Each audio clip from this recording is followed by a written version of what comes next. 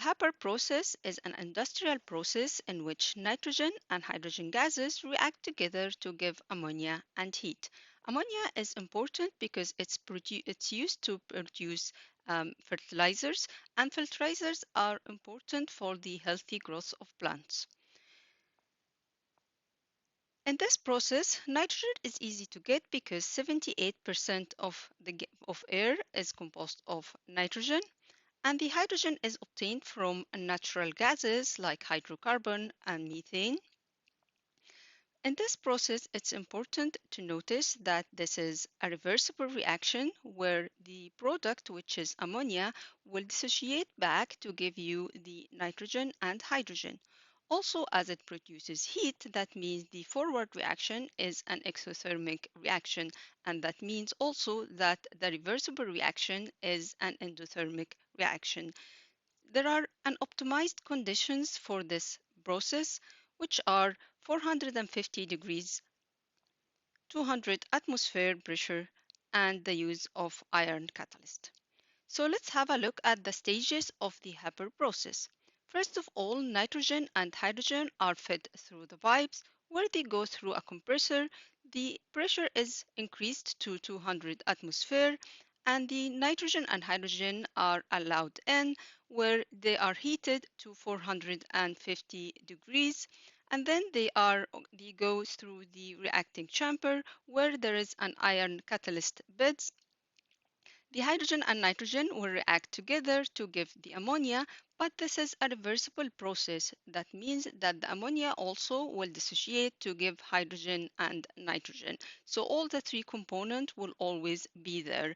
There is a dynamic equilibrium between the three components, the reactant and the product. So to separate the ammonia from the hydrogen and nitrogen, they are allowed to go through a cooling tank where ammonia has a low boiling point, so in the cooling tank, ammonia can be liquefied and then it will be going out and it can be used to make the fertilizers.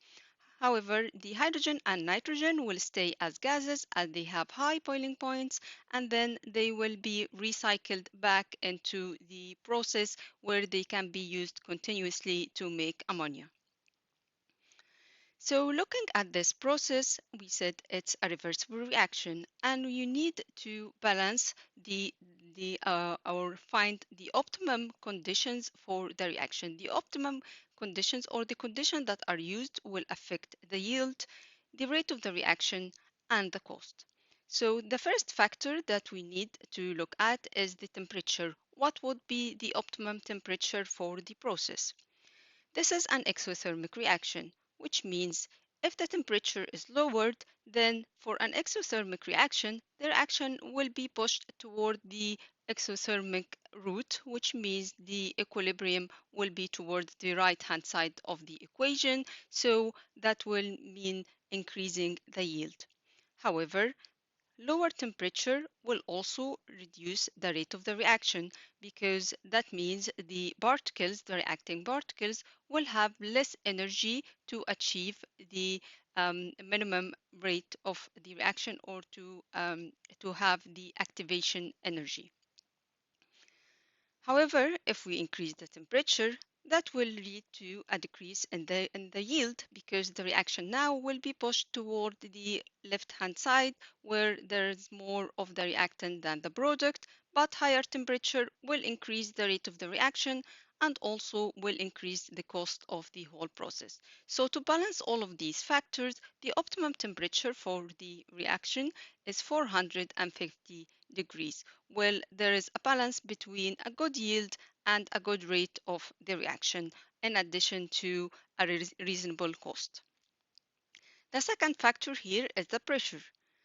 Again, this is a reversible reaction. And in this reversible reaction, we can see that there are two molecules of the products are produced when four molecules of the reactant are reacting.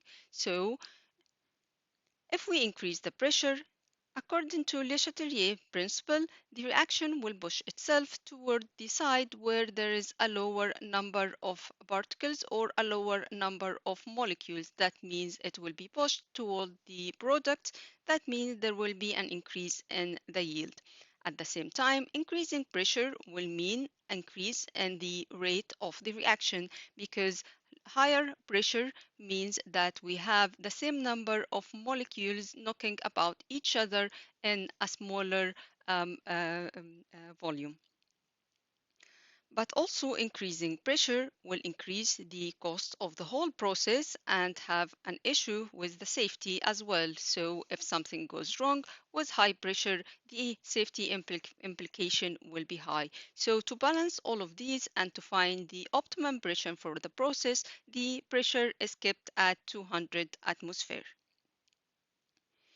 And finally, the use of the catalyst. The catalyst will increase the rate of the reaction, but it will increase the rate of the forward and the backward and the reverse reaction at the same rate.